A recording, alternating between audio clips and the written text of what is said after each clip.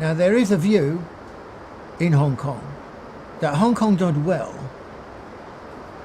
in the period before 1997 because it was smart, because it was clever, because it was free, because it could get on with it, because it was with the British and so on. Now, I think that for the great part, this is a serious misinterpretation of history. Hong Kong did well between the late 1970s and the handover in 1997 because it got lucky. What do I mean by that? It got lucky because China in 1978 started to open up bit by bit, step by step. It didn't open up fully until after the WTO agreement in 2001. So while it was still opening up in a piecemeal fashion, Hong Kong could take on some of the functions that otherwise China would have done. It would have like the front office in some senses for China. And so Hong Kong was the beneficiary of being able to do these things. One of these things, of course, was that if you were a Western firm, a European firm, an American firm, a Japanese firm, and a Korean firm, and you wanted to access the Chinese market, the easiest stopping point initially was to do it from Hong Kong. So it wasn't that they were very smart, it was that they got lucky. They got lucky not because of the British, they got lucky because of China and the role that China was performing. Now, of course, after WTO, then China increasingly, I mean, if you wanted to open up in the Chinese market, why would you go to Hong Kong? It became irrelevant. If you want to open up in the Chinese market, go to Shanghai, or go to Beijing, or go to Guangzhou, or go to Shenzhen, wherever you wanted to go. But you wouldn't, by and large, choose to stay in Hong Kong. So the raison d'etre, the cause of Hong Kong's relative success in that period, disappeared. And Hong Kong had to find a new role in the period after 1997. So it wasn't China's fault that this happened. This was a change of circumstances in the relationship between China and Hong Kong. Now, another reason that the period since 1997 has been criticised, particularly by the British, say the former governor of Hong Kong, Chris Patten, would say, China's not been true to democracy and so on. Now, this, in my view, this is British hypocrisy. Britain ran Hong Kong for 155 years. And I'll tell you something, there was never a semblance of democracy. Did they ever introduce universal suffrage? Did they ever talk about universal suffrage? Not a word of it until after the handover agreement, and then with Chinese rule looming, then it became essential that Hong Kong was democratic in a Western style fashion. This was hypocrisy. How should Hong Kong try and proceed now? Now, I think a word of criticism here of the Chinese government and its handling of Hong Kong. I think that one country, two systems, which was a brilliant solution to the problem of Hong Kong, a civilization state solution to the problem. A nation state would never think of those terms in those terms. But what is one country, two systems? How do you create the balance between the two? The project in the longer run is clearly to create a more unified country. It's not to just keep the two places entirely separate. And I think one of the difficulties that China has had is that initially its reaction to the handover, remember this is 1997, this is China just turning outwards into the world. And so I think that China's natural instinct in that period, an understandable instinct, was to emphasize two systems.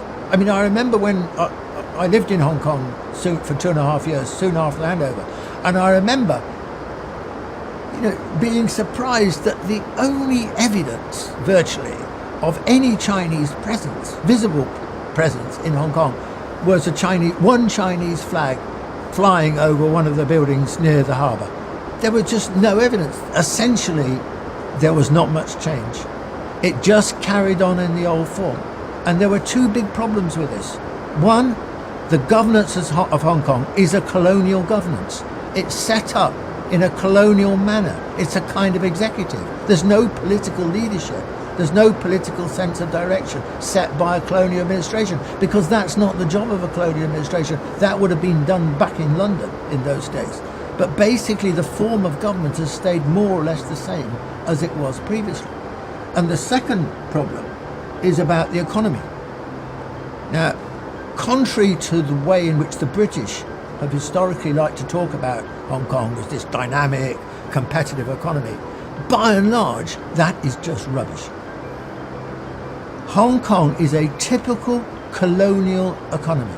It is not a competitive economy. It's a monopolistic economy. It basically preferred or empowered the tycoons to run Hong Kong, to divide up the spoils between themselves, above all in the field of property where most of the money was made. So this is an oligopolistic and monopolistic economy. That had to be changed. That has to be changed. But unfortunately, not nearly enough change has taken place. So my criticism of the Chinese government, it needs to break the situation in Hong Kong, to allow Hong Kong to go forward. It needs to change those two situations, to have a different sort of administration and to have a different kind of economy, which is more open. Now, let me finish by saying, compare the fortunes of Hong Kong with Shenzhen. Deng Xiaoping deliberately suggested the idea of Shenzhen just over the border, a little fishing port, so it was close to Hong Kong and could model itself and learn some of Hong Kong's lessons. Now compare the situation of Hong Kong today with where Shenzhen today. Shenzhen has made absolutely electrifying progress. It is the technological centre probably of China.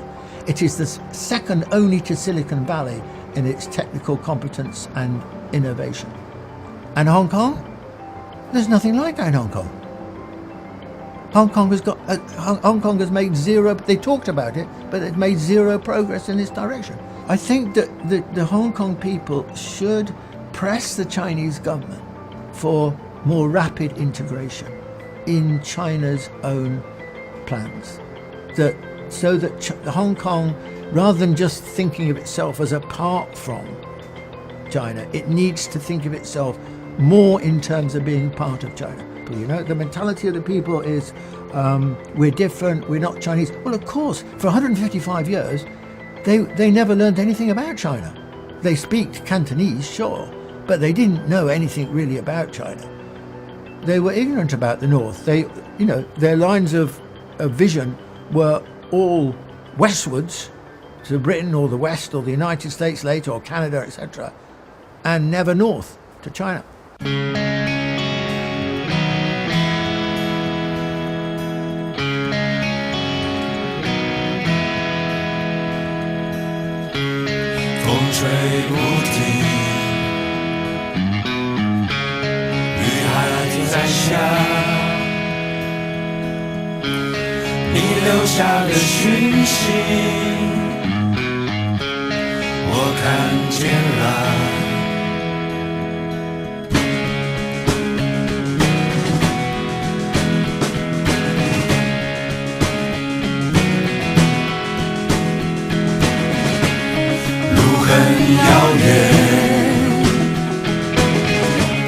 脚步能停下，天黑了的夜晚，就点燃烛光，雨越下越急越狂，淋湿了去向，让我们沉浸在不放弃退让，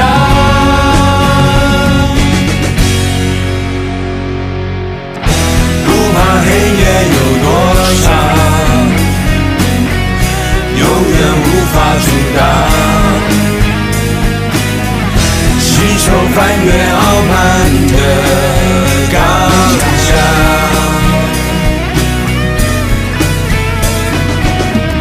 不怕黑夜多冰凉，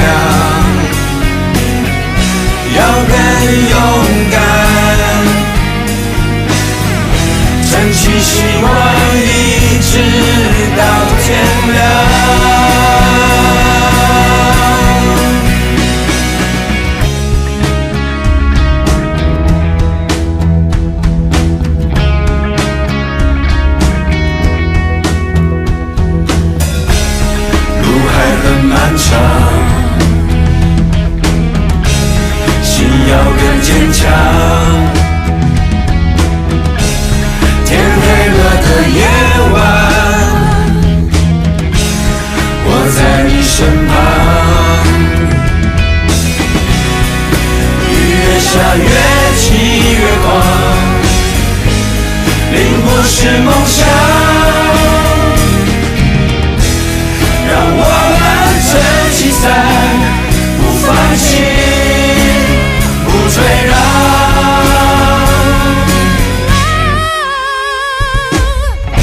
走上不輕易的路，腳步注定緩慢。不信得我一個人企硬。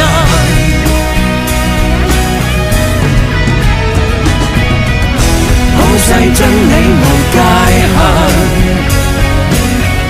不必孤單。越弱越燦爛，越難越撐。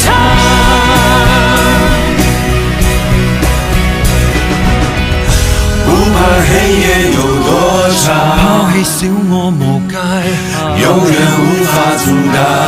價值拒絕糜爛，攜手翻越傲慢的高牆。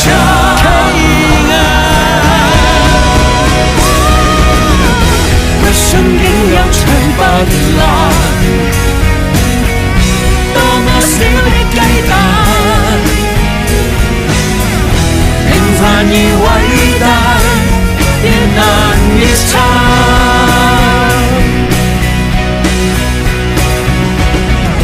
憑頑強信念，越難越撐。